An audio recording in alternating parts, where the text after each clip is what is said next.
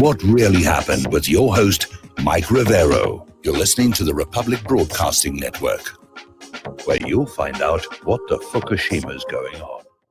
And welcome to our show today. It is Wednesday, October 14th, 2020, hump day, middle of the weekday, starting that long, slow glide down to Pauhana Friday, and another crazy weekend of whatever it is they're going to come up with us there in Washington, D.C.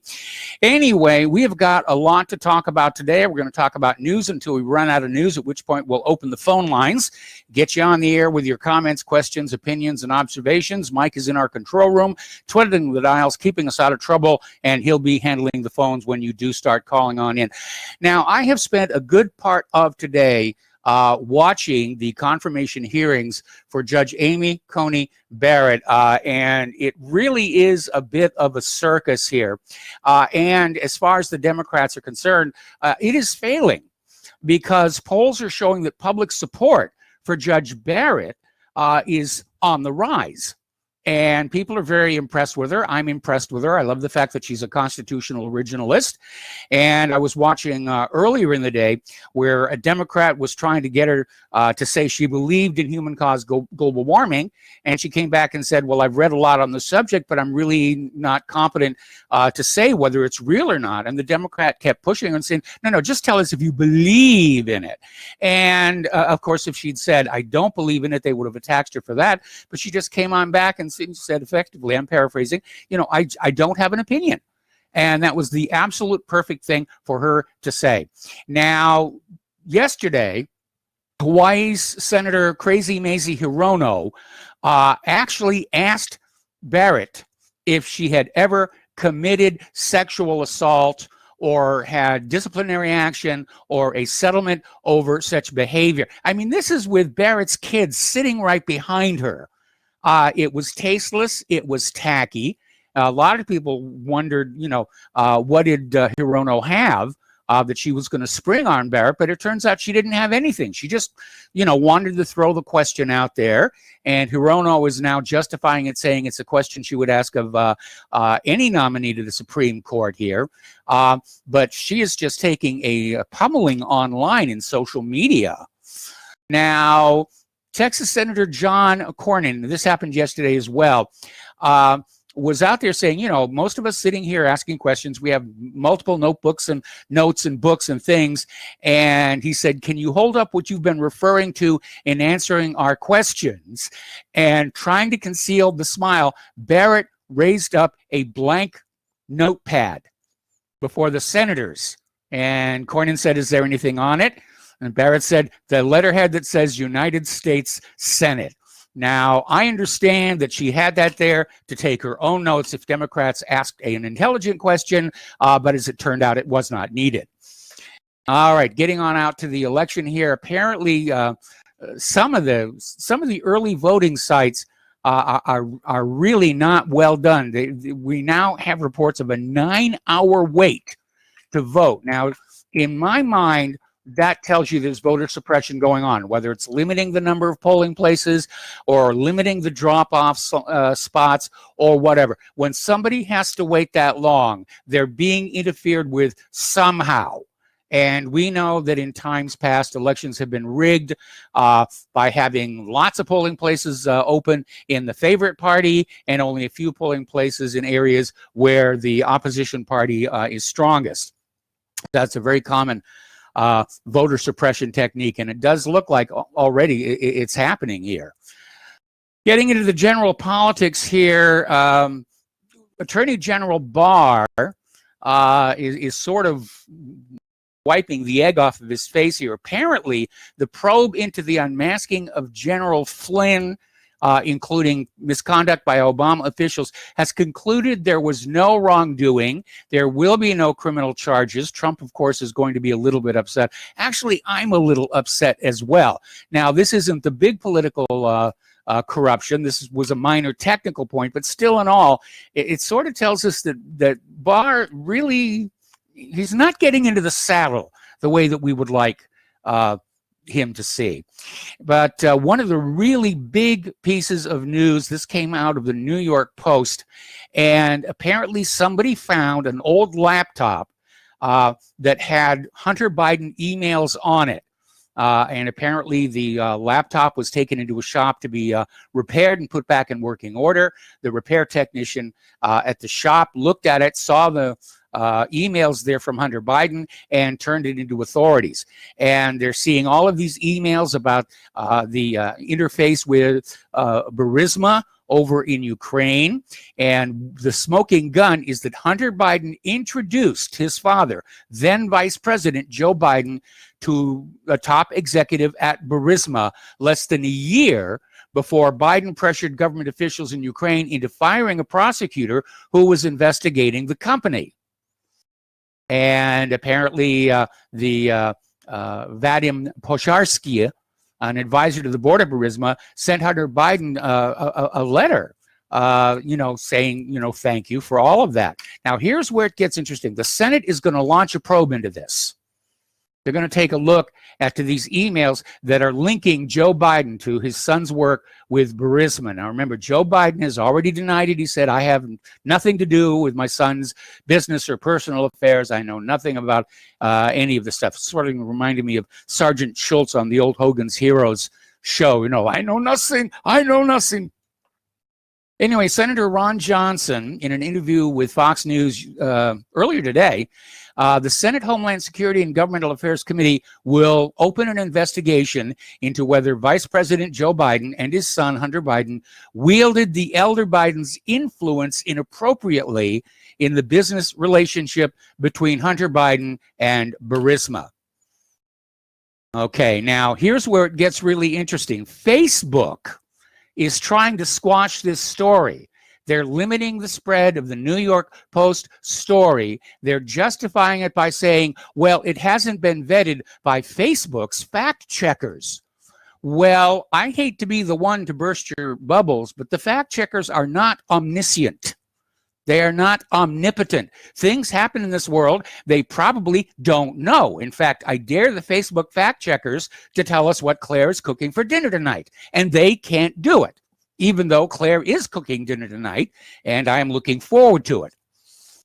So Facebook is definitely out there trying to crush this story down here. Donald Trump Jr. is accusing Facebook of election interference for killing this story. And again, it all gets back to Facebook says, our fact checkers. Well, who knows who the fact checkers are and what their own biases are going to be? But it's impossible for the fact checkers to know that this story is false. Okay? Any student of logic will tell you, you can prove something to be true. You can't prove a negativity or a falsehood. You can't. Okay, and so Facebook is definitely reaching way on out to interfere with the electoral process by protecting Joe Biden as we head into the election. All righty, let's talk a little bit about COVID-19 here. And according to the White House physician, President Trump has now tested negative for the coronavirus. And White House Press Secretary Kayleigh McEnany posted the statement from Dr. Sean Conley to her official social media account Monday. So Trump can now go on out and do his rallies, which they're getting ready to do. You have to wonder what's going on out there in California. Is there something in the water that people are drinking and it's killing brain cells or something? Because apparently officials in California have been forced to post notices to tell voters not to microwave their mail-in ballots to kill the coronavirus, and to point out that disinfecting the paper with bleach or hand sanitizer may make the ballot unreadable by the election machines. Like they actually had to be told that. That's just amazing here. All right, getting on into the international news here. Okay, once again, or maybe it's the same report, but Karabakh air defense units claim to have shot down an Azerbaijani Sukhoi 25, and Azerbaijan is denying it. But apparently, the ceasefire that they agreed to that was supposed to begin on the 10th of October, it's already shattered. And there's heavy shelling and fighting going on all over the place. Turkey is now threatening Armenia with direct military intervention in the war. Turkey is actually threatening to launch military strikes against Armenia itself rather than just the Nagorno-Karabakh area that is under dispute. Sergei Lavrov up in Russia is calling for deployment of Russian peacekeepers in Nagorno-Karabakh as the tensions continue to escalate.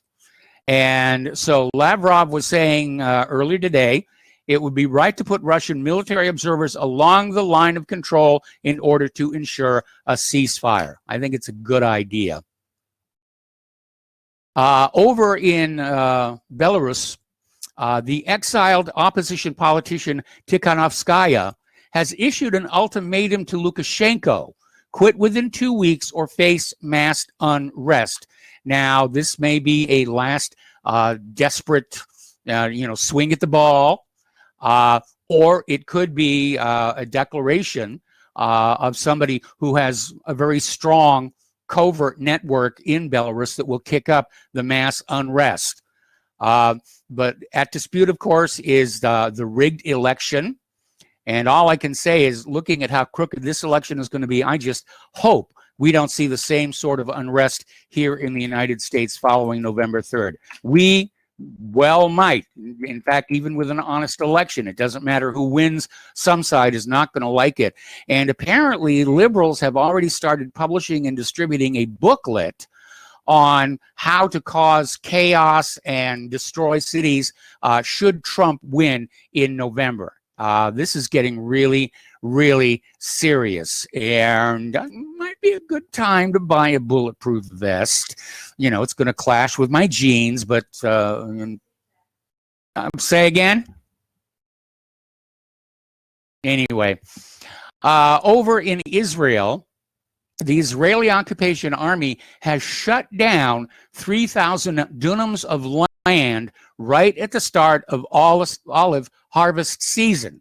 Now, the olive harvest is a big event in Palestine. The olives are a big moneymaker for Palestine farmers. And apparently, the Israeli occupation army issued 63 military orders to close areas and lands planted with olives. And looking at a map of the areas that are being closed, it is obvious it lines up with those olive groves. So there they are doing what they do again. Israeli and Lebanese officials hold their first border negotiations in 30 years. I'm not sure the word negotiation is really appropriate. They met in a tent, and according to reports, basically they stared at each other the entire time, and nothing was really accomplished here. Little bit of good news for those of you who have members in the military, in your family members in the military. Apparently, Bloomberg has published a story that cited, unfortunately, anonymous sources saying President Trump wants to withdraw hundreds of troops from Somalia.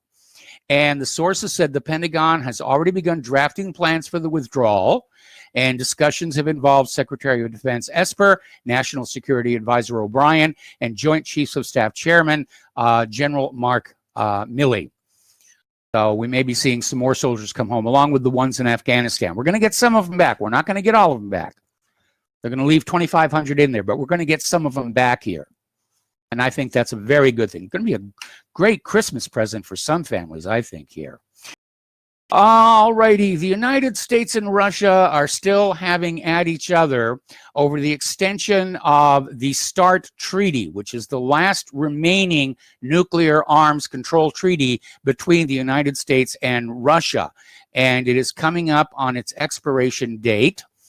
And the Russians are basically saying they're willing to extend the START Treaty without any preconditions, which is already written into the START Treaty. This may be extended without changes to the conditions, and the Russians want to do that. But the U.S. is demanding additional concessions from Russia in exchange for a shorter extension. And it seems like they have reached an impasse there. Obviously, the United States wants fewer warheads on the Russian side, so forth and so on here. Now, not too long ago, we saw this story where the United States seized 4 gasoline tankers to prevent delivery of the gasoline to Venezuela. The way the administration saw it, it was Iranian gas, so it belongs to the Revolutionary Guards, which gives them a license to take it. Now, the actual owners of the gasoline disagree, saying they purchased the gasoline from Iran, and they are now the owners, and the U.S. can't just take it. And the whole thing has now gone into the court system. Okay. Over in Cambodia, Prime Minister Hun Sen said that China would not have exclusive access to a Cambodian naval base. The Ream base is strategically located in the Gulf of Thailand, providing ready access to the fiercely contested South China Sea. And this is upsetting China, which thought they were going to get exclusive access to this naval base.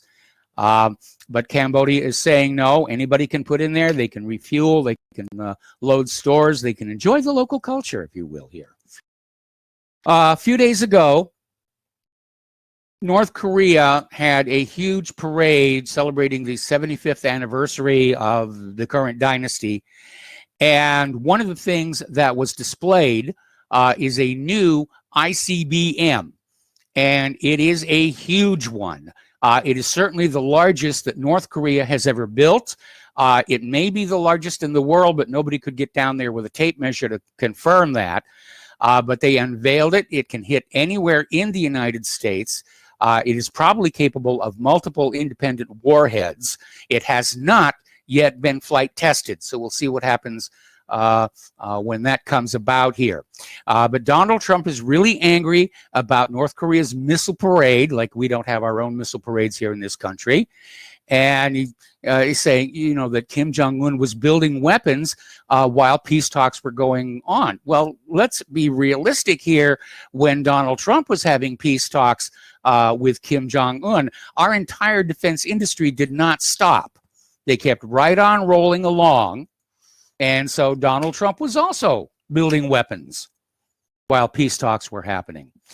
Now, one of the things Kim Jong-un did that I guess surprised a lot of people is that he made a speech begging the people of North Korea for forgiveness for his failures during the coronavirus pandemic, and stated that he was not always living up to the trust placed in him, and he actually broke into tears here. And I'm hearing something. There we go. So it apparently impressed a lot of people, and this article that came out of Scoopy Web saying, you know, maybe Boris Johnson ought to try this, or maybe some of the Democrats here. Kim Jong-un also made the comment that he is expecting North and South Korea to reunite as soon as possible. I think that would also be a good thing. They were talking about it about 6 years ago. Down in South Korea, they call it the Sunshine Project, and Moon Jae-in was all on board with this. And then the United States got involved, started putting weapons all over the place and getting everybody nervous, and just killed the deal. The United States does not want a reunited Korea, right? India has opened dozens of new bridges near the China border. In fact, right along the disputed border with China, many of them provide all-weather access, and this could provoke new tensions between China and India. All right, during the month of September, according to a Beijing think tank, 60 U.S. warplanes buzzed islands near China. And again, this is not helping things calm down. It's escalating the tensions here. And this escalating Sino-American power struggle is playing out in many places around the world, certainly militarily, in trade, and in technology. Now, Taiwan so far this year has spent almost $900 million just scrambling their warplanes against Chinese incursions. We got to take a break for commercials here. We'll be right back after these few words. Welcome back to our show here, and a friendly reminder that the Republic Broadcasting Network is in the middle of a fundraiser, a perpetual fundraiser, and we need your support to replace older equipment. We need your support to pay the bills and just keep on doing what we're doing. So once again, the postal address where you can send a check, Money order, or if you prefer anonymity, cash, is Republic Broadcasting Network, 2251 Double Creek Drive, number 302, Round Rock, Texas, 78664. The phone number where you can make a credit or debit card donation is 800-724-2719, extension 3. The network thanks you. Turning back to the international news here, we were talking about how Taiwan has spent almost $900 million this year fending off China's incursions into their airspace. And that's really quite a bit of money. Now, the United States has issued a warning to China against an attack on Taiwan. National Security Advisor O'Brien warned China against trying to retake Taiwan by force at an event in Las Vegas earlier today, I guess.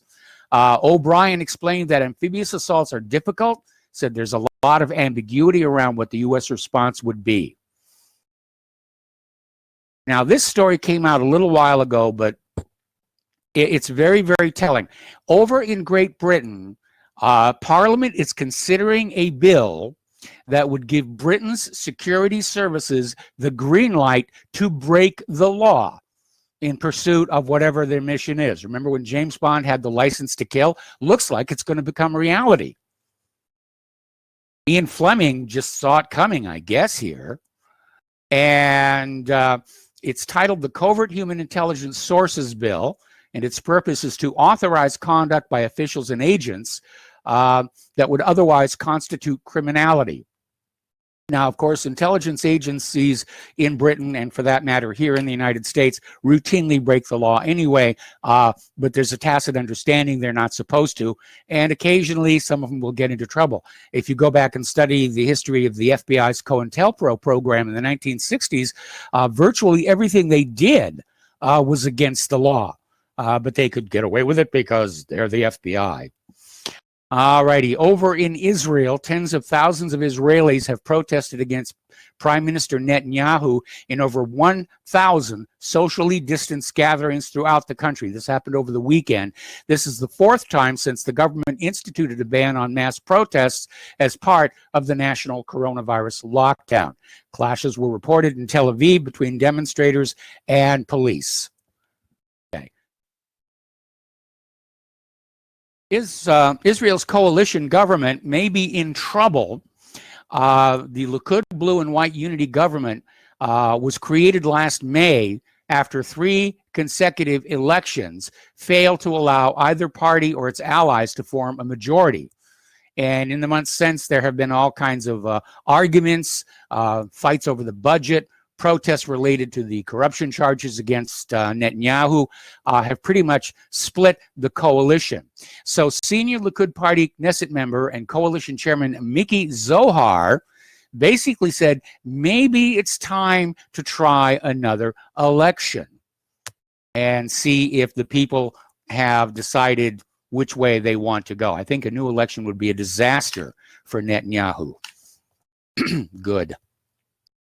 All right. Apparently, the Israeli military mounted an operation to apprehend 3 Palestinians, and in the process of their entering the Al-Amari refugee camp, 53 people were injured. Not being very, very careful about non-combatants here. Apparently, there's been a big stink. Israeli soldiers raided a Palestinian village at night, peeking in the windows, terrifying the residents, and it was just a training mission. The village had not been notified ahead of time that there was a training mission going on, and so the Palestinians just assumed the worst was happening. Story coming on out of Times of Israel. Israel and Hamas said to reach an agreement for a 6-month ceasefire. That's a good thing here. So they've reached a truce mediated by Qatar that will see quiet on the southern border for a period of 6 months. In return, Qatar will transfer $100 million to Hamas in a deal coordinated with Doha by Mossad head Yossi Cohen alongside the coordinator of government activities in the territory, according to the report. So some money changed hands, but the Palestinians, they need the money. They really do. Israel's been cutting everything off there. All right, getting on back over to the Pentagon. They're out there. They always want more weapons, more airplanes, and in this case, more ships. And they're out there saying that a larger fleet is needed to counter the Chinese naval buildup and to ensure U.S. naval dominance well into the future. We're going to take another break for commercial. All right, we'll finish the story when we come back. And welcome back to our show here, and we're talking about over at the Pentagon, where Secretary of Defense Esper is calling for a future Navy of over 500 warships, about twice what they have right now. Of those, between 140 and 240 will be unmanned or optionally manned surface and subsurface vessels of all types. In other words, robot fighting ships here in a 500 ship fleet. I don't know. Why does the phrase Spanish Armada keep wafting through my skull? All right. Anyway, here. Getting on to immigration globalism here. Europe's most liberal country, Sweden, opened its doors to Middle Eastern refugees 5 years ago, and now it has become a gangster's paradise. It is being terrorized by migrant mafia clans, and the police and the politically correct government are powerless to stop it. Apparently, they had more than 300 shootings last year, 257 bombings, and yeah, you do have to control who comes into your country. I don't know why that's such a difficult idea to get here. All right, an appeals court has blocked more construction of the U.S.-Mexico border wall. Apparently, they have ruled that Trump's use of an emergency declaration to grab more funds for the wall, more than Congress allocated, was illegal, and construction must stop. So there's still this big, huge opening there that Central and South Americans continue to pour through to get all that free stuff the liberal Democrats are offering as long as they vote for Joe Biden here. Interesting little story that came out of Zero Hedge. The great California exodus accelerates. And basically, they're talking about it's turned into a progressive wasteland, and it has become the symbol of everything wrong with the leftist orthodoxy. Back in the mid-19th century, when it became a state, tens of thousands of people headed west. Today, those with a modicum of judgment and with an eye on their wallet are heading anywhere that is not named California. And we're already seeing plummeting revenues from sales tax in places like San Francisco, which is really struggling. And yeah, we see that in a lot of cities all across the country, where the liberal progressive model makes the places unlivable. People don't want to live there. It's not a pleasant experience. And we saw a couple of articles, rather a couple of YouTube videos. We put them up at whatreallyhappened.com, where people are saying, California's really become terrible, and we want to leave. Okay, economic news here. Jaeger and Peacock's owner, Edinburgh Woolen Mill, is on the brink of collapse. 24,000 jobs are on the line at this high street fashion chain. Apparently, Ruby Tuesday is filing for bankruptcy. They're going to close 185 locations after being crippled by the pandemic. They won't be the last one. These lockdowns have just destroyed our economy. And now all of a sudden, we're looking at where the World Health Organization has come out and said, we never said lockdowns were a good idea, which is not what I recollect early on. But somebody's got to make a decision that it's time for this country to go back to work, because it's just affecting everybody. And we're seeing small businesses get destroyed, and maybe that's the plan. Destroy all the small businesses, and the giant corporations will inherit the world. All right, in Minneapolis, most of Target's 8,500 corporate employees will not return to their jobs in the building until June of 2021. And the company is working on a long-term model for remote working. We're starting to hear that from a lot of companies, like even Microsoft, who are saying the work from home thing seems to be working out very well, and they're thinking about making it permanent. Now, that will come with a slight pay cut because they figure you're not driving into the office, you're not paying for gas, you're not paying for parking, you're not having to dress up and pay for the dry cleaners. But for the most part, it does seem to be working.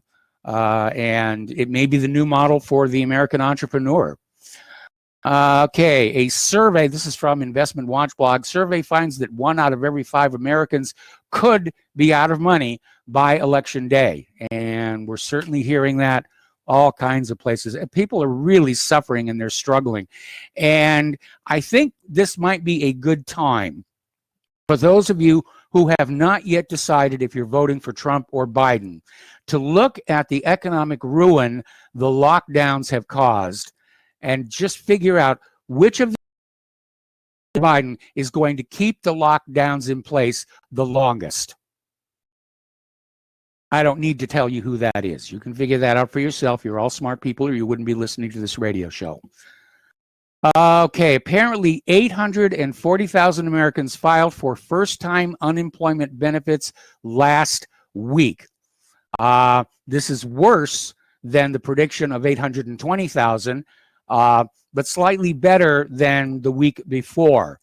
It's still over 4 times higher than pre-COVID levels. All right. Now, here's another article. This is from Russia Today. Pardon me.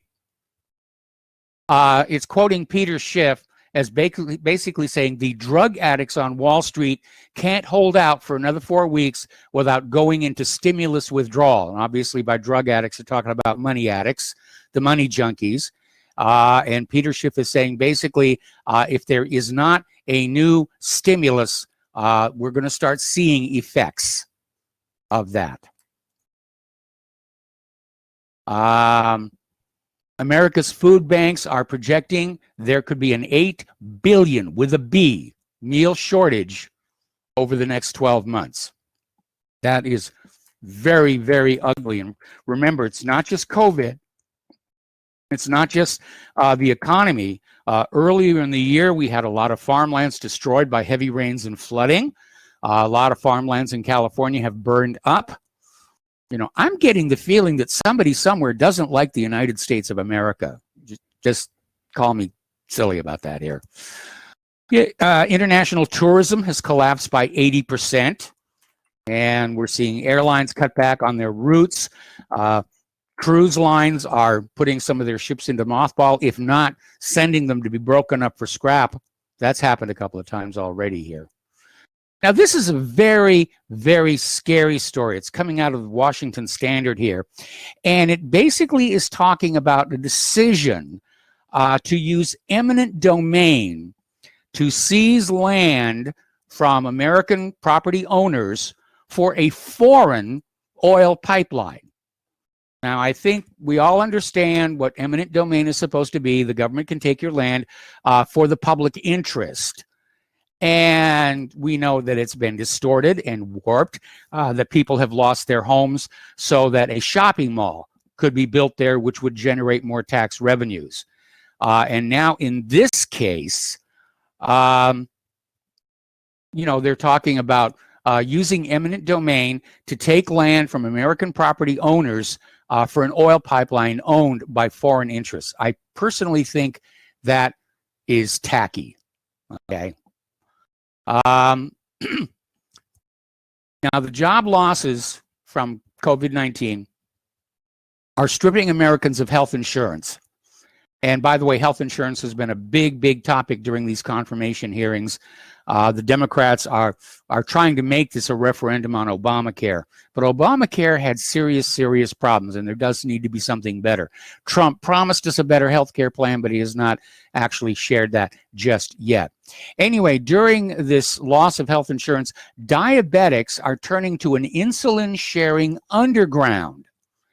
And they're talking about this woman who had her type 1 diabetes under control until her husband lost his hotel maintenance job and their health coverage due to COVID-19.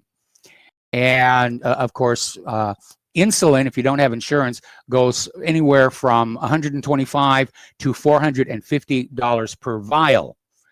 And so she got a few samples from her doctor, and apparently there's now these networks setting up where people are collecting together and sharing insulin to just try and get by. All right, we're going to go ahead and open the phone lines now, 800-313-9443, and we're going to start with David in San Francisco. Hello, David. Welcome to the show. What's on your mind? Hey, how are you, Michael? I heard you talking about the economy after the COVID epidemic started, and Yes. I was struck by the idea that if you look at to this minute, Trump still does not have a COVID plan, right? And in fact, if I call up many right-wing radio shows, they say that it's Trump's position on it is it's not the federal government's responsibility, it's the states. So he's basically taken the old states' rights position, and that he can be lazy while the nation is in turmoil. So he's trying to play it both ways. And to back this up, there was an article in Vanity Fair, came out, if I remember right, it came out in June. It's basically the headline of it is Jared's testing plan goes poof. And it basically describes that he had privatized the testing.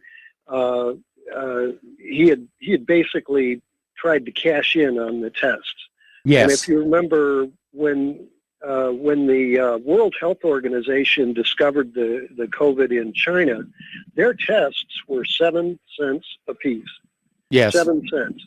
And Jared, on the other hand, wanted to get it up to $100 a piece. And I called up a talk show host not too long ago, and he said he was stuck paying $300 for a test. And so the idea that the profiteers wanted to drag this thing on so they could make money from tests, and what made it worse in this Vanity Fair article about the testing plan goes poof, is that many of the tests were by fly-by-night companies. You had school districts buying crappy tests. You had states buying crappy tests. And the World Health Organization's 7-cent tests could tell within a matter of minutes. But you remember in the early days, you had to wait almost 2 weeks to find out if the test was successful. Or, it took about 3 days. It took about 3 days for Claire and my test to come through. And how long ago was that? Well, we got the results from that basically earlier this week. Either Monday or Tuesday. I know. I took one. I took one about 2 weeks ago, and it also took about 2.5, 3 days. But the idea is that the World Health Organization's test at 7 cents a piece found out within minutes. I think it was like 15-minute test. And it found out very quickly. And so you could tell whether an apartment complex or a neighborhood was infected by whether people were in that neighborhood and were active cases. And so you could do the self-quarantining very quickly. Didn't have to be cops in the street. There didn't have to be any hard line about it. And so the whole idea that the economy is in crap shape right now is all because of the fact that those tests were privatized fast, and then Trump went out of his way to smear the reputation of the World Health Organization. Well, David, let's be very honest here that the economy is in tough shape here because of all the people who lost their jobs and all the businesses that closed out of fear of contracting coronavirus. Now, I'm sure that this profit motive is definitely a factor, and apparently even Hunter Biden is now being accused of cashing in by advising the Biden campaign about how to deal with COVID at the same time he's investing in these vaccine companies. So there are multiple reasons for the economy to be in trouble. Not that it was in great shape pre-COVID. Let's be honest, our economy's been struggling for quite some time, going back to 2008. But the profit motive is definitely a big part of it. Yeah, definitely economy, right? Yeah. But just to wrap up, though, this did not have to be dragged out except for the fact that they did not. But you see, the World Health Organization, I don't know if you're a fan of old radio, but I found one of those old radio episodes, it might have been Suspense even, and there's a World Health Organization episode in there where some epidemic breaks out in Africa, if I remember right. And the World Health Organization was in existence then, which is long before the United Nations. So the World Health Organization was founded long ago, and the United States budgeted for it. The United States helped fund it so that we did not buy goods overseas and then ship in some epidemic. And so the fact that Trump went out of his way to smear the reputation of the World Health Organization not only ruined all of the money that we had plunged into the World Health Organization, hundreds of millions, probably billions, over the course of time, and it was all thrown away because Trump went on a hissy fit against it, solely because he wanted to profiteer on those tests, and he did not want 7-cent tests. He wanted $100 tests. And so that what makes it worse even is in this article from Vanity Fair, the reason why the testing program went poof was because Trump figured out that the blue states, Los Angeles and New York specifically, specifically, were the hardest hit in the very earliest days. And so Trump figured out that if he could make those governors look bad, that he might win the election. Well, that was in March. Well, a lot of those governors were already looking bad. And, the idea of, anyway, go ahead. Well, that's when Trump went out of his way to ruin the World Health Organization and the Center for Disease Control and defund them, fire people, start to call for all the data be sent to the White House instead of the Center for Disease Control. He actually made sure that the World Health Organization couldn't get data. So he's a saboteur. And he's a saboteur specifically for profiteering. I think you're being a little hard and a little too focused on Trump himself. I mean, we've seen problems self-created by the CDC and the World Health Organization, and I can think of no better example than just a few days ago, the World Health Organization came on out and said that wearing masks was actually, or rather that lockdowns were actually bad, and insisted they had never supported them, even though those of us who have functioning memories know that when the pandemic first showed up, they were fully on board with lockdowns. Anyway, listen, David, I'm not sure that. I've never seen that. Okay, David, got to let you go. Got to take a break for commercials. Back with more phone calls after these two words. Welcome back to our show here. And apparently Twitter is now filtering out the stories about those emails that link Joe Biden through his son Hunter Biden to the top executives at Burisma. We're going to go back to the phones here to Mark in North Carolina. Hello, Mark. Welcome to the show. What's on your mind? How you doing, Mike? Mike, I get a lot of those, what do you call them, those fact checkers. A lot of my postings that I'm making, whether on Facebook, Twitter, I can't make anymore because they kicked me off. And I'm proud of it. Yes. What's happening? What I do with the Facebook ones, I'll just say, you got the fact checker. I'll share it anyway. I said make sure to share it because the fact checkers are liars, which they are. Matter of fact, I have this. It's a new priesthood. You're supposed to look at the title, fact checker, and say, oh, they must be true. They must be factual. They're fact checker. No, it's just another label for propagandist. What my attitude is this: the fact checkers say it's not true. It's really true. Okay. Yes. The fact checkers are particularly from the Atlantic Council. They're neocons and neolibs. Okay, Trotskyites, which really that's what the neocons and neolibs are. Warmongers, and they go for everything with the establishment. They want to lock you down. They want to make you take the vaccine sooner or later. They want you to wear the stupid mask. Okay, that's who these people are. And if I see somebody else sends me something with a fact checker, I ignore the fact check. And if it's my own, and I say I'll share it again. I don't care. These people don't intimidate me. They don't scare me. Because if I get kicked off Facebook, now YouTube suspended me, I think, for 2 weeks. Okay, Yeah. and if I get kicked out, I'll find something else like Parler or something like that, or maybe DLive, or But the thing is, what we've got to do, Mike, is these companies have to be brought down to their knees. All right, and it wouldn't be the worst thing in the world to nationalize them, because they use the excuse that they're private companies and that they're not subject to the First Amendment, which I don't agree with, because that would Yeah, mean I mean, the First Amendment applies to corporations in the Citizen United decision. Then the First Amendment applies to corporations.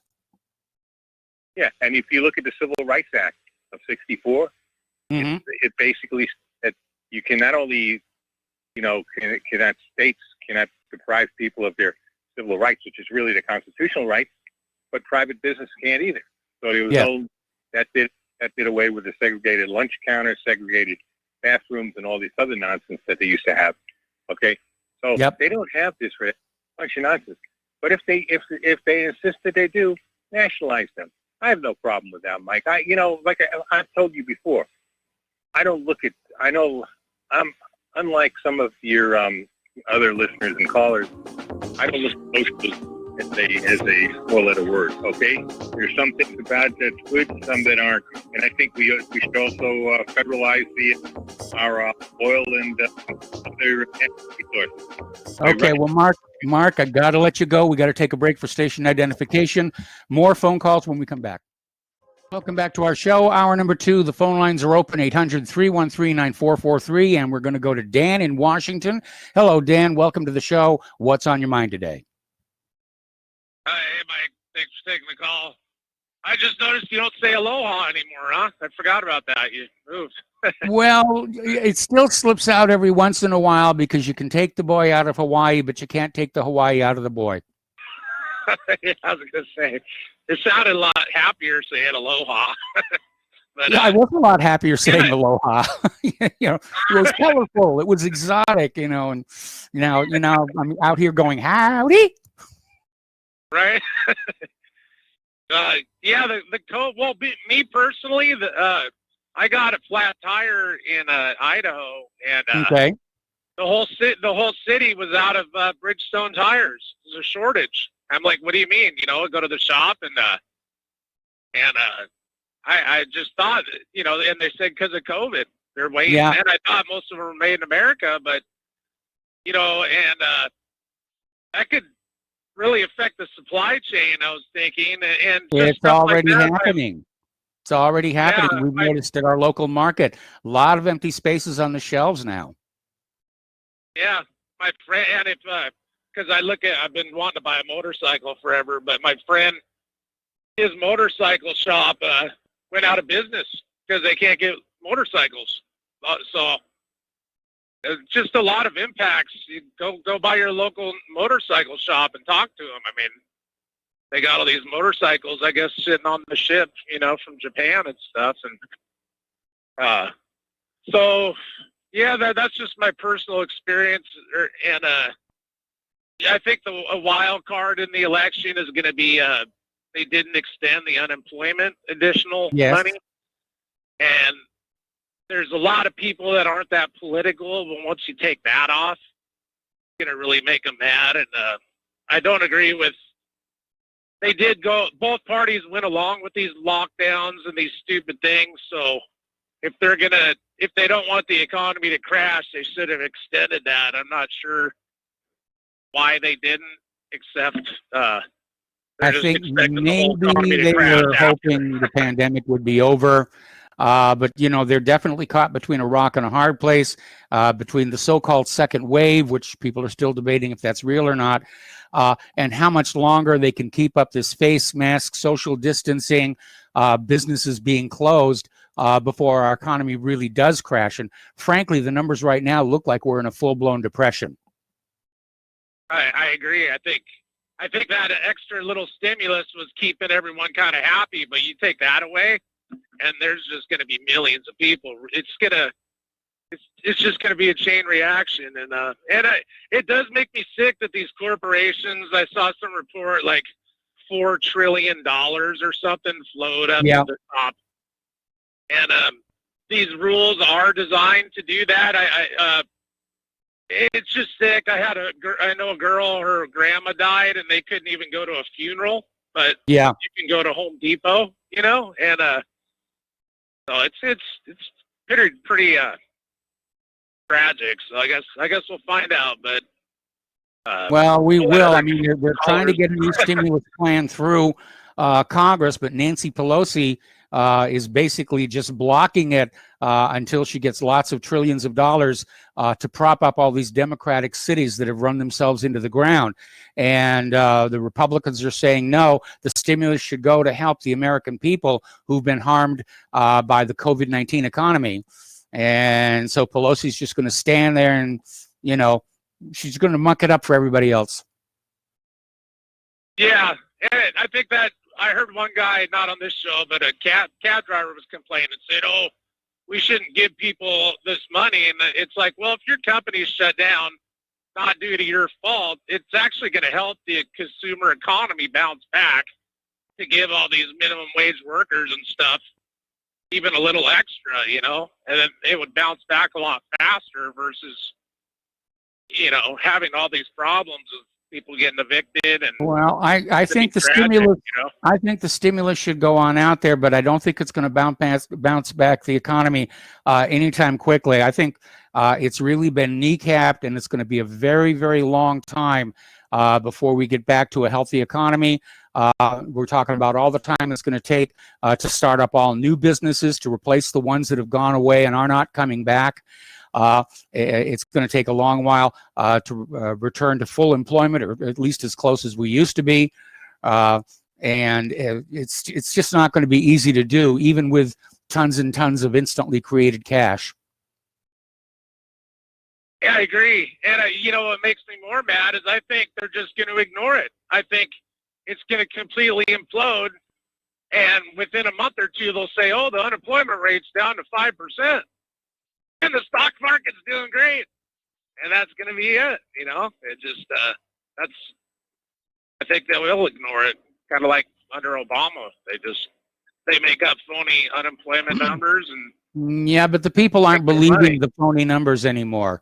They're going on out. They're looking around their communities with their own eyes. They're seeing all the retail spaces closed up and boarded up. They're talking to all their friends and neighbors who are out of work and are struggling just to get by. So nobody's believing the government anymore. In fact, there was a recent poll showed trust in the government is an all-time record low. Same thing with the corporate media. The government is dealing with a tremendous credibility crisis of its own making. And I, for one, think that the sooner it just falls apart like the Soviet Union, the better off we'll all be. Yeah, I guess we'll find out. I think it may just be doing that. We'll see. So, okay. All right. Well, thanks for taking the call.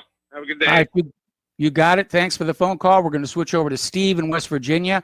Hello, Steve. Welcome to the show. What's on your mind? Yeah, hi, Mike. Speaking of Nancy Pelosi, I'm curious. Did you watch that interview with Wolf Blitzer? How he attacked her? Did you see that? Yes, I did. And she turned around and said, "Oh, you're all apologists for Donald Trump." It's like, did she forget she was on CNN? Mike, I couldn't believe that when I saw that interview. I mean, I could not. He was serious. It was amazing. Yep. Okay, I want to get to my main point, and it's just one point, so it won't take that long.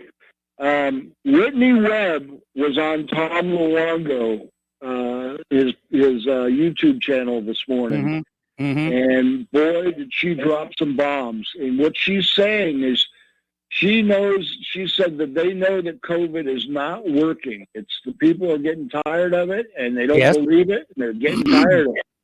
And what she's saying what's coming is there's going to be some kind of biological weapon attack, and they're going to attribute it to the white supremacists, the Proud Boys. And she said they're going to tie it in like Iran. And anybody who wants to listen to that program, go to Tom Luongo. I mean, it's amazing. She's also saying that they're building some kind of network to monitor the COVID through the sewer system, and I mean, what she's talking about is absolutely crazy. Yeah. She said it's all through DARPA, and but she said, and everybody's. I talk to people, a lot of people around here. The COVID is not working. It's fading off. People are tired of it. They want to get back to their lives. It's only supposed to be 6 weeks. And yeah, absolutely. So, you know, if any of your listeners get a chance, man, listen to that Whitney Webb. You ought to get her on your program, Mike, because she is talking about stuff that a lot of other investigative journalists are not talking about. Okay. She's talking about all sorts of weird things that they're doing, you know, and just it was a really good program, especially how they want to tie stuff from Iran to the white supremacists. They want a war with Iran. There's no doubt about that. So, anyways, that once again, that anybody who didn't watch that interview with Wolf Blitzer and Pelosi, boy, you missed something great. All right. Well, thank you very much for the Mike. phone call. And we're going to switch over to Joe in Tennessee. Hello, Joe. Welcome to the show. What's on your mind today? Well, I don't know. It sounds like I'm talking the wrong, listening to the wrong radio show. I got one guy from David quoting Vanity Fair, and now we got a guy with CNN, although I understand his point about Wolf Blitzer, but yes. I'm not going to waste my time watching CNN. I mean, it is shocking in a way that Nancy Pelosi would accuse CNN of acting Republican because it's such a joke, but that's what they do. I mean, anybody that gives them even the slightest bit of heat. That's why they're so weak, the Democrats and the Democratic establishment, is because they never get challenged. And when they are challenged, boy, they just don't know what to do. It's kind of like Hillary in the last election. She couldn't believe it whenever she got challenged. She had like a meltdown. They're just they're so pampered that they're weak. You know, they're like bubble boys, you know, so they're not they don't help them by letting them have a free ride. They're just weakening them. And then a strong man like Trump comes along and can destroy them, which is what this country needs. Yes. I don't know if you saw the O'Keefe video. It's been sort of downplayed, which is kind of curious. But it's the one with the Antifa guy talking about, like, we need guillotines and we should go after Bezos and stuff. Yeah, it was on Zero Hedge, but I can't really find it anywhere else. But I find it a very interesting story because I see Antifa starting to go after their billionaire masters, which I find very actually encouraging. You know, I mean, I don't like Antifa. I don't like them shooting, patriots in the streets, and I think that their causes are all wrong. But if they start shifting a little bit over to populism and realize that the common enemy is the billionaire class and the elite, maybe there's hope, because it'd be kind of interesting because here you got the FBI like encouraging them and sponsoring them and getting them weapons and everything. And then to have them turn on the FBI. Using undercover informants to goad them into actions. Yeah, that they're going to be, all of a sudden, when you see a crackdown on Antifa, it's going to be because Antifa's not doing what the FBI wants them to do, which is attack white people and establishment Republicans. So it's just interesting that, I called you a couple weeks ago and said that I'm hoping that they can be subverted. And maybe there are being, because there's nothing I'd rather see than guillotines for guys like Bezos and for guys like Jack Dorsey. But I'm not as much against the fact that they're billionaires as that they abuse their power as billionaires, I'm not really against billionaires in philosophy. I'm just against them because they take their money and then they silence my ability to speak or my ability to post on their platforms. That's why. Yeah, but isn't that really the fault of those politicians who are willing to sell out your freedoms to those billionaires in exchange for cash? Well, they need to be guillotined too, I guess. I mean, yes. It's a corrupt system, and yes, I think there's a lot of these politicians that haven't stood up for us. Donald Trump was on Michael Savage yesterday, and I heard it. And Michael Savage, before Trump came on, he was talking about how he's been thrown off 7 radio stations in Florida, which really could have helped Trump for this election. And he was getting very high ratings, but they put that that neocon Ben Shapiro on instead. But Yes. anyway, then he gets Trump on, and he never asked Trump, like, Trump, why are you letting, your supporters to be silenced like this? Me, last before election, I was all over Facebook. I was part of all kinds of things with tow boaters and, offshore workers, and I was getting tons of responses and pro-Trump this, and now I'm silenced. I'm here in my place in Tennessee, and I got it broadband, but I can't post a damn thing anymore. And it's bad advice he's been listening to. He listens to guys like Yes. Sean Hannity that want to keep everything going through Sean Hannity's pipeline and everything. So they see guys like us or Michael Savage as competition. So the right is destroying, and they're not really right. Sean Hannity, he's in bed with Jeff Bezos. He'll stand up and protect Jeff Bezos. Tucker Carlson showed that one day. So I don't know. Maybe Trump's attitude is when he's no longer president, he'll have Trump TV and Trump radio, and he doesn't want the competition neither from us. So I don't know, but it's going to cost them, and it could cost them this election. And real quick, I just wanted to say what a snake Bill Barr is in history. If Trump loses this election, he'll go down as the biggest rat snake in the history of this country for not going after these criminals. And everywhere you look, the crimes are just 4 years. Justice delayed is justice denied in this country. He's made a mockery of it. In a way, it's good because some of us, like 9/11 truthers and Vince Foster type people and Waco people, we all know how corrupt the system is. So in a way, the rest of the people, the silent majority, is getting a wake-up call to how corrupt this country is. So in a way, I can thank Bill Barr for that. But if Trump isn't reelected, you can put it right on him. Right on him. I mean, a bit of it on Trump for not standing up for the alternate media. I mean, that's if the Democrats steal this election, all the investigations are going to get buried and they'll never see the light of day. Yeah, that's what Bill Barr wants. He's a piece of filth. And I hope nobody ever talks to him and he gets shunned. And maybe, like I said, maybe I might join Antifa. Maybe the guillotines are the right way to go, just whatever. The way the system is with the systematic corruption, why should we be a part of it anymore? Do me a favor. Dull the blades. It'll hurt more. Yeah, that's true. Yeah. It's just, I've always said, we don't need, I heard Alex Jones, 1776 and this, I said, we don't need 1776. We need 1792.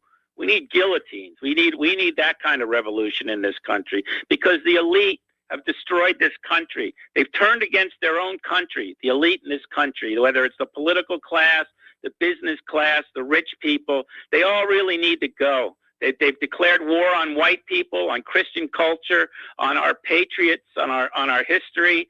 They deserve the guillotine. I would assume that we can give them a fair trial first. I would like to have them have a fair trial. But then that wasn't the model they used in the French Revolution here, but I'll tell you what, Joe, we'll let you pull the handle. Yeah, that's all right. My arms can handle it. So, no, I think, okay, make an example out of them, but give them a trial. All right, Joe, we're going to let you go here and switch over to Miles in Maine. And Miles, I'm probably going to have to take you through the commercial break. What's on your mind? Aloha, Michael. Yeah, one of my favorite callers, Joe, but he stole so much of my thunder. But no, the recipe is not the guillotine anyway. It's the firing squad. Okay. But yeah, just I think there's more entertainment value in a guillotine. Yeah, well, whatever. I mean, anything you can get, get on pay-per-view and make some cash off and pay off this debt, I think will do the trick. But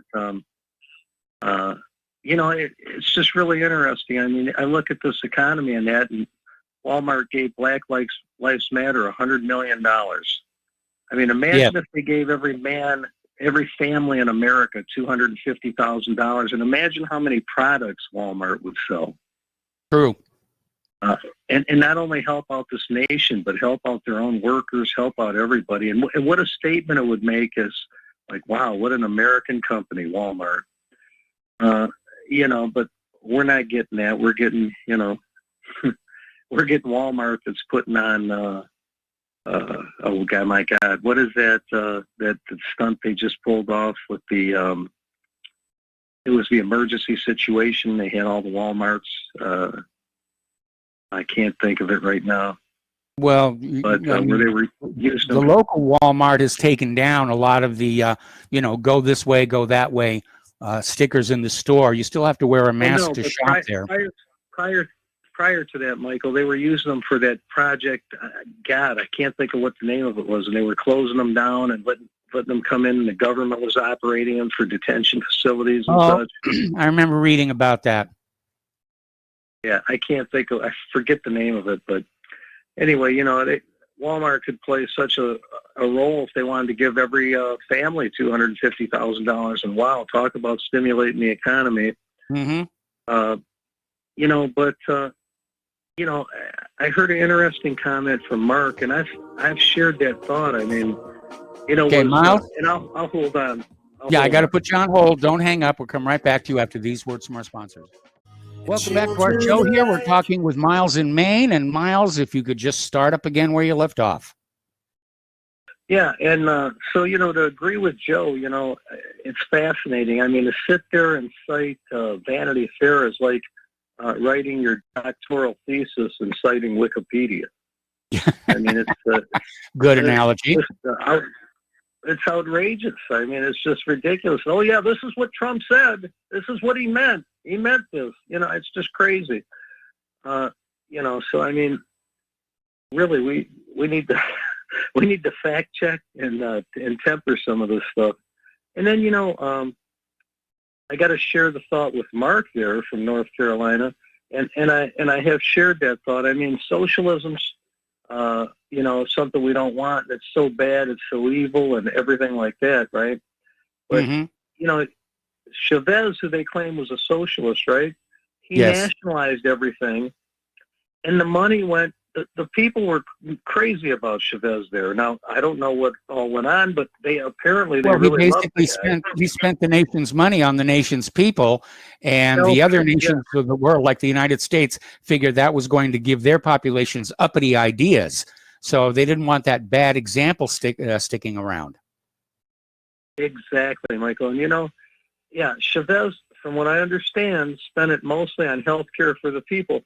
Well, if you ask me, would I rather have Chavez's plan and spending oil revenues on health care or Obamacare? I think Chavez was ahead of his time. Well, Obamacare was a disaster, and I think the Democrats are clinging to it only because it's got Obama's name on it, and they consider it a signature piece of legislation, even though it isn't really working.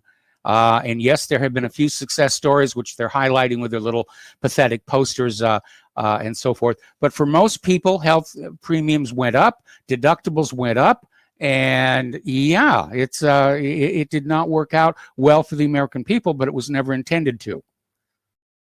Yeah, well, Obamacare gives them one more chance to wave the minority banner. But when I look at Chavez taking those oil, the oil funds and promoting health care, and if you ask me, would I rather have that plan as opposed to Obamacare? Okay, give me the Chavez plan. I'll take the Chavez plan. Mm-hmm. And, with that, Michael, I'm just going to say have a great show, and I hope all the great callers call in. You got so many of them, and a few I just mentioned, but excellent show, and thank you. All right. Well, thank you very much for the call. We're going to switch over to Nick in Florida. And Nick, I'm probably going to take you through the next commercial break. What's on your mind? That's okay, Mike. I can do that. I wanted to say congratulations to Claire as a musician that she's getting some recognition with her music there. Yes, she is. Which is very good, and both the COVID clear and all that, which is great, I came up with a little plan here, Mike.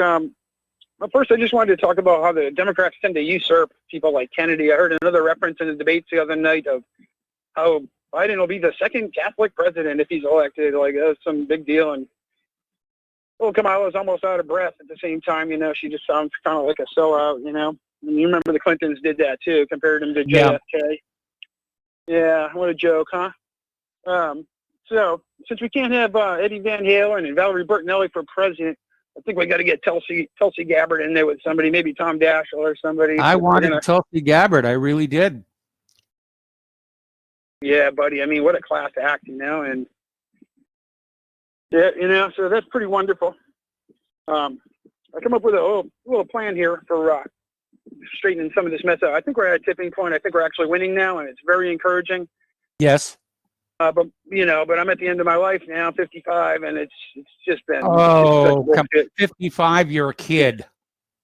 Yeah. I suppose if I get back on the jogging and everything, Yes. Wait. So yeah.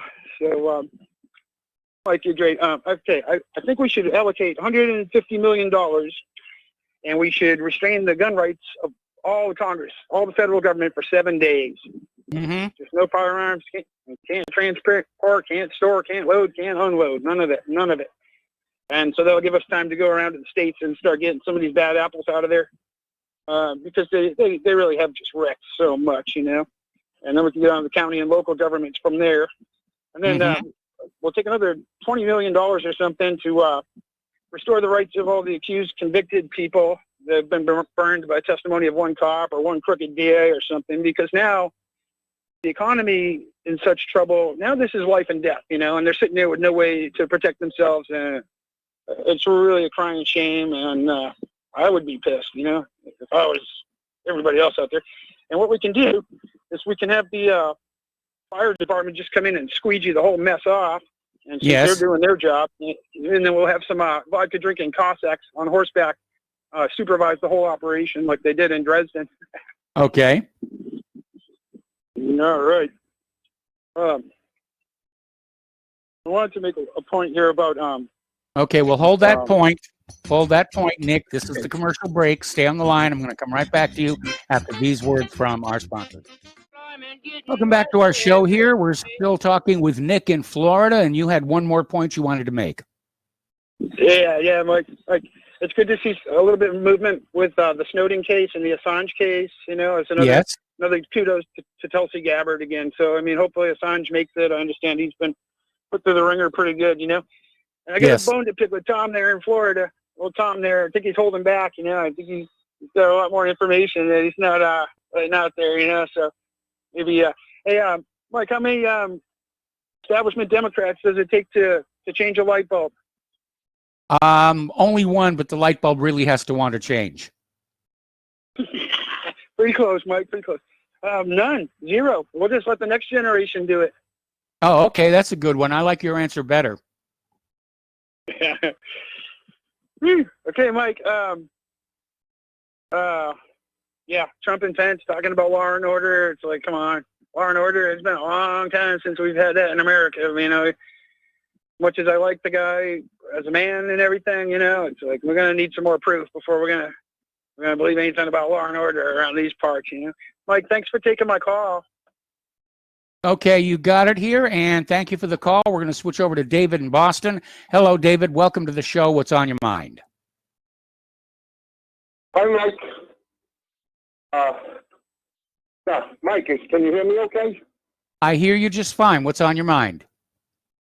Oh, okay. Listen, at some point I'm going to get on to the bloody legacy of the FBI with the, with Whitey Bulger and the corrupt FBI agent there, John Zip Conley and all that. Mm-hmm. Sir, I mentioned all the color up in northern New England. Yeah, northern Vermont. Yes, you did. Yeah, I think in the previous show, I think we were coming up at the end of the show, right, or something, but, okay, David, now we're having trouble hearing you. So you need to go back to having the microphone closer to your mouth. Oh, is that better? Much better. Oh, okay. I'm on a little shuttle bus. I'm going to be getting off him in just a few seconds. But I'm always out and about, Michael. That's why I'm always in transit when I call you and everything. But because I stay on top of things. Yeah, I'm getting off now, Mike. Hang on, I'll be right. Thanks, George. Thank you, my brother. Okay, so we're back. We're back there. Okay. Yeah, okay, I'm all set now, Mike. You can hear me okay?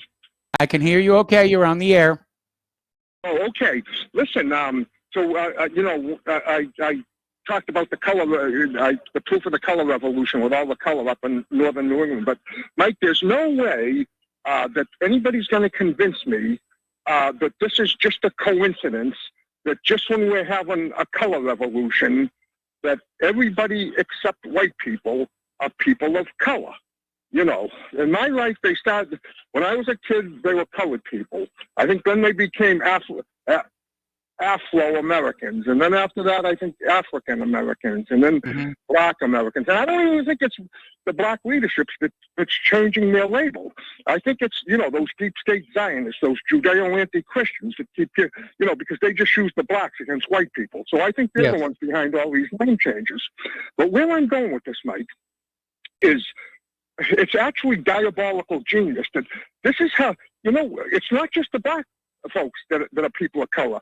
Everybody except white people, all the Hispanic people, all the Indian people, Pakistanis, all the Asians, you know, all the Orientals, all of humanity. So we're talking about like 90% of humanity is people of color. But anyways, you still can hear me, Mike, right? Yes. Yeah. Okay. Now listen. Rodney King says, "Hey, can't we all just get along?" And so I want to know, can't we just all stop being stupid? Now listen here. Now that would be even better. That would be even better, Mike. Now listen. You ask any police officer or any detective, okay? If a woman comes in and she says she's been raped, okay? The first thing the police will ask her, the detective, you know, maybe what was he, black or white, and all that. Now, if she says black, if she says she was raped by a black guy, the detective doesn't ask her, well, what color was his eyes, or what color was his hair. Like one dumb cop told me years ago, they all look alike. It's hard as hell to catch the SOBs because they all look alike. Well, what he meant, they all I'm not sure I'm comfortable with that generalization, but it is true because of genetics. Let me finish. Mike, let me finish. Let me finish, Mike. Come on now. Now, if the lady says she was raped by a white guy, the interrogation, the question can, what color hair did he have? Did you see what color eyes he had? What I'm saying, Mike, I'm sick of this people of color. It's the white people, and I know you got to get your head screwed on straight. Remember I told you how far up your butt, people's how far up their heads, up their butt. We run the whole spectrum, the whole kaleidoscopic spectrum of color. White people. Yes. I've been all through it before. This is ridiculous to call these blacks the people of color. The white people are the people of color. I don't have to go all through about a dozen different kinds of colored eyes. They have about a dozen different colors of hair. They got the kids come in with rosy cheeks, red cheeks, a lot of color in their cheeks and everything. And we can blush, we can flush red with anger. And we got to get off this crap. We got to realize it's the enemy. And the reason I mention it, Mike, is I listen to local talk radio in Boston, and all I have to hear about is this people of color. This Mayor Marty Walsh and Governor Baker, they're always talking about the people of color. Listen, the white people are the people of color, okay? And the black folks, these are Al Sharptons and Jesse Jacksons. They're colored people. They're colored people. The white people are the people of color. And you better get your head screwed on straight because they're building this coalition against white people. The only people that are excluded from humanity are white people. This shit about people of color, pardon my French, it's an ingenious way of uniting all of humanity against white people. And you'll know how important this is when this civil unrest breaks out. The Latinos and the Orient, they're all going to have to decide, are we going to side in with the whites, or are we going to side in with the blacks? And since, well, we're people of color too, so I guess we have to side in with the blacks against the whites. But I see it so clearly, Mike. I see the enemy strategy so clearly. All I can put it out there, like I say, talk to any policeman or detective, and they want to know what color eye, if it's white. If it's white, what color eyes did he have? Did you notice his color hair with the color of his eyes? And all, but if it's a black, all they can do is say, well, Did you notice what color shirt he was wearing, or what color hat he was wearing, or something? But anyways, I don't know. I know damn right, if I'm the only white man in this world that knows that my race is the race of color. The whole spectrum and kaleidoscopic spectrum of colors, we are so multicolored. If anybody can't see the white people are the people of color, all these blacks fit the same description.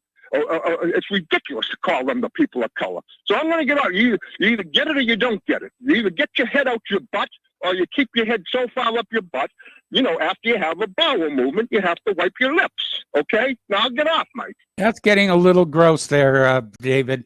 We're trying to be a more gentle show, as it were. Anyway, I think you've made your point, and I think everybody's got a pretty good idea of where you're coming from on this.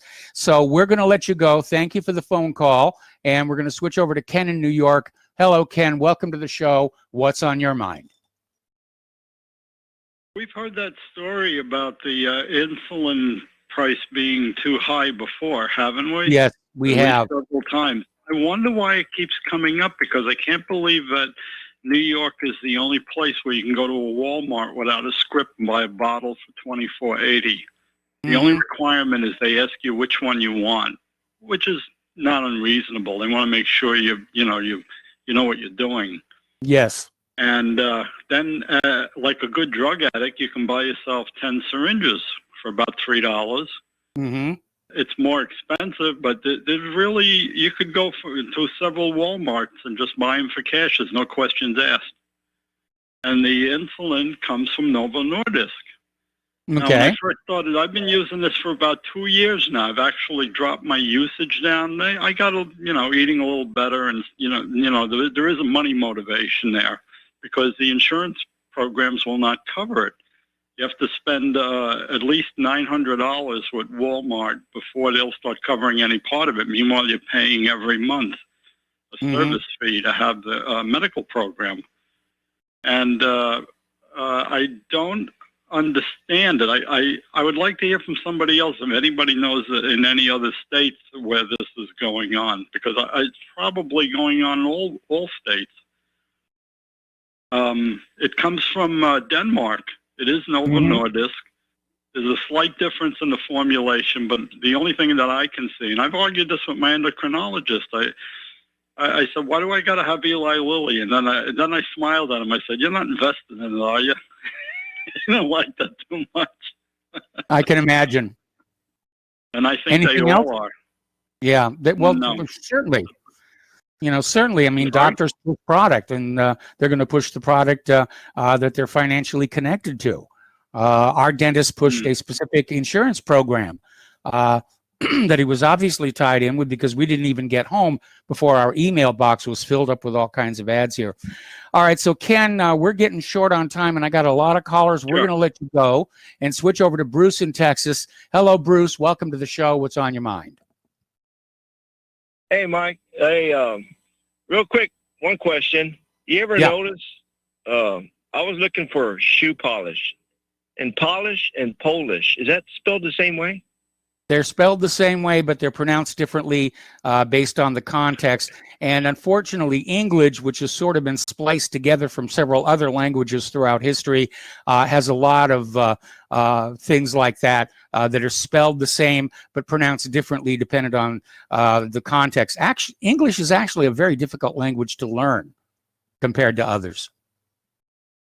Yeah. I'm going to have to let the next caller come on. I've got an interruption here. All right. Well, thank you very much. Thank you very much for the phone call. We're going to switch over to Mark in Georgia. Hello, Mark. Welcome to the show. What's on your mind? I tried to go on to Dun & Bradstreet, their website, to find the number for the CDC Corporation. And the little chat box opened up, and I asked them about getting the D&B number for the CDC, and said, this is Dun & Bradstreet. What can I do for you? Yeah, I want to get your number for the CDC, and just like, what? I'm just wondering, is there a trick to getting government corporate numbers? Because I know that when you have a D&B number, it helps to prove to people that these are actually corporations. Just as, and I guess the real trick is finding your own DNB number to show that they created a legal fiction in my name without my permission. They did the same thing to all of us. But DNB, I guess they've become kind of defensive about this in terms of they don't like to give out that kind of information anymore. Well, any ideas? I'm not a regular customer of Dun and Bradstreet. I was under the impression that a DNB number was necessary if you were a publicly traded corporation. I could be wrong on that. Maybe some caller will correct me on that. But I can understand that DNB is probably reluctant to just hand out information about the finances of corporations willy-nilly because the corporations are certainly not going to want to know that. Especially when those corporations are also government agencies, because that shows the point that this is not a government agency in the sense of being a government agency operating under the U.S. Constitution. It's actually, from what I've heard, it's more like there's a part of the Constitution where Congress has the right to make up rules over territories. In case in point, like the territory known as the state of Georgia, which if it's either a state or it's a territory, in a way it's both, but the state of Georgia as under the Constitution proper is dormant, while the territory, the state of Georgia Corporation, is a territory of the District of Columbia. I know that sounds confusing, and there's a time where I have trouble wrapping my head around it because it's so bizarre, but I guess the question is, how do we go about it? Is there some kind of membership? Because I remember trying to deal with this a while back, and basically if you spend money, you can get in, be in a position to get more information. Yes. But I'm not in a position to spend a lot of money on such things. But I'm more than curious as to how to show that a corporation is not a constitutional government agency. Well, my understanding is that CDC is not technically a government agency, neither is the Federal Reserve. They are private corporations. And in the case of the Federal Reserve, they're a private central bank. Their goal is to make as much money off the American people as possible. For the CDC, they own dozens and dozens of patents on vaccines, which just by coincidence happen to be the recommended vaccines that the CDC says all kids should get. Yeah, boy. Yeah, and I guess the thing is that the thing that really hacks me off is the non-disclosure agreement, where if somebody say their child becomes a hopeless cripple and they get an award from the vaccine court, and then they find out that, say, their nephew or whatever, their neighbor is getting ready to get a vaccine, which means if you warn them, what a tragic, what happened to your child. If, like, I can't tell you because of a non-disclosure agreement that we had to sign in order to get money to take care of the child. Yeah, but I don't think simply saying this is a bad idea is going to violate the non-disclosure. Sorry, what? I said for the first person to say to the other, I think this is a bad idea, I don't think that would be seen as a violation of the non-disclosure. Yeah, well, that's the thing is, what you and I think in a moral framework is one thing. How a lawyer will twist it to their own ends is something completely different. And Point that's the taken. problem. We have a system that's legal. It's not lawful because it's not founded on morality. It just pretends to have morality based on disingenuous stated goals.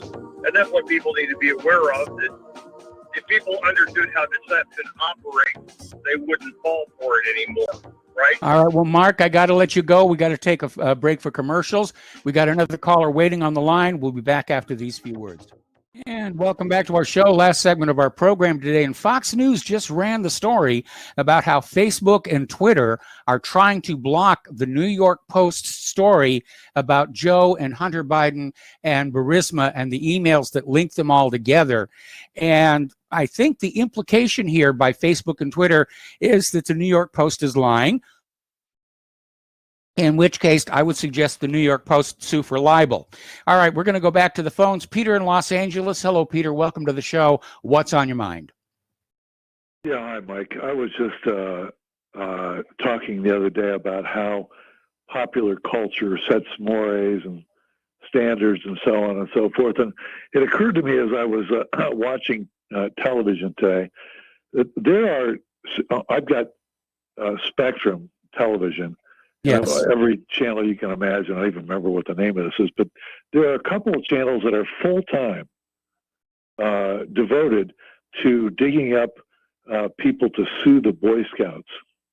Yes. And how the Boy Scouts, I was a Boy Scout, I thought it was back in the 60s, it was a really positive thing for me. Mm-hmm.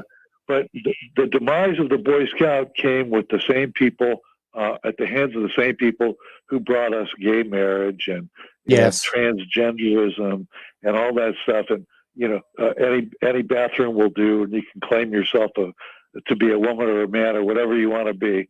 You know who the same people are. They're pushing the same agendas. And they brought us a stuff where you could be a gay scoutmaster.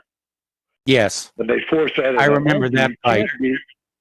You cannot be a gay Orthodox or even a female, by the way. You can't be a female Orthodox rabbi. But they allowed and they pushed for gay scoutmasters, and then you get almost a Catholic Church, Catholic priest kind of response. And now there's a great American institution that has gone, which apparently they always felt threatened by because I think it was Christian oriented. Yes, and very much so. And they looked at it as being something hostile. And it was training men. It was training us small boys to be manly men, and that's something else the gays don't like. Yeah, and I'm not talking about the people who set that agenda, though, aren't the gays. The agenda-seeking people are Hollywood and the media, and those are the people who set all these agendas and allow this stuff to go on. They do it in the movies, they do it in TV, and they push these political agendas. And I hope everybody knows who I'm talking about. But nevertheless, they won't allow that. And by the way, even they're so repressed that even in Israel, you can't have an interfaith marriage. Yes. You have to have special permission to have an interfaith marriage. And yet they're pushing stuff like this on us. And an institution like the Boy Scouts goes down because they didn't like it. Well, it was an unfortunate circumstance. And like you, I was a Boy Scout in the 1960s. And I thought it was a positive experience. Anyway, got to let you go. Got to music playing. It's the end of the show. Stay tuned for John Stedmiller. I'm sure he's got lots of interesting things to share with you. Please spread the word of Republic Broadcasting. Spread the word of whatreallyhappened.com. Please donate. We need your help. We'll be back tomorrow. Aloha, America.